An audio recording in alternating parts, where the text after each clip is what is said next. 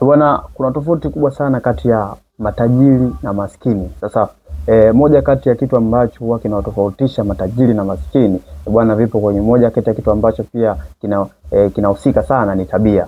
Bwana, cha kwanza huwa ni mindset ya kuhusiana na pesa. Sasa unapozungumzia pesa kwa maskini ni tofauti na vile unavyozungumzia pesa kwa tajiri, kwa sababu yeye maskini anaamini kupata fedha kwanza papo kwa papo.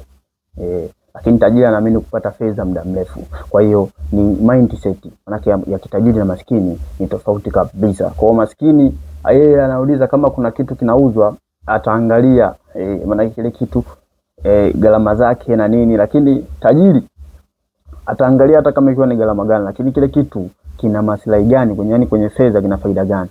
Tajiri ataenda kukichukua na ataangalia kama ni inaweza kawa ni asset au liability, lakini maskini atachukua kama ni asset, yeye atachukua tu. Lakini pia kingine ni matumizi yao. Bwana, moja kati ya kitu ambacho kinatofautisha sana pia ni matumizi.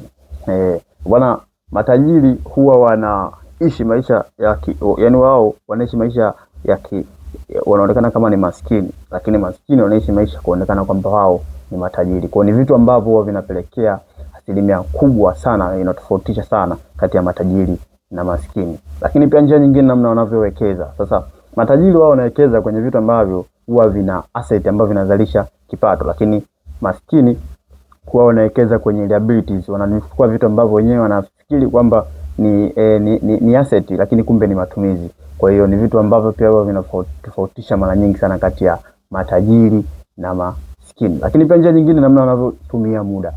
Bwana, moja kati ya kitu ambacho matajiri wana nidhamu sana ni kwenye muda.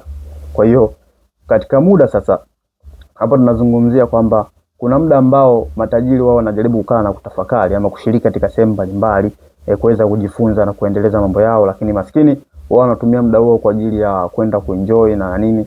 Hatukatai katika maisha, lakini lazima uweze kuwa na muda. Manake lazima uweze kupanga muda maalum ambao utafanya hivyo vitu vya ziada au vitu ambavyo ni muhimu na sio vya muhimu.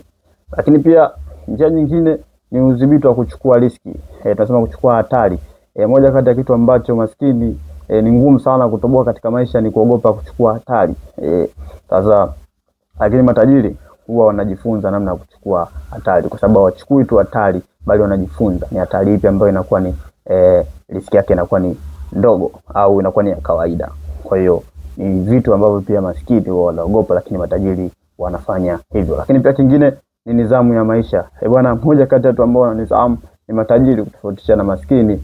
Huwa wenyewe wana nidhamu kabisa ya maisha sana na fedha, kwa sababu yakipata anasema kesho nitapata nyingine, lakini tajiri anafikiria nitawekezaje kesho.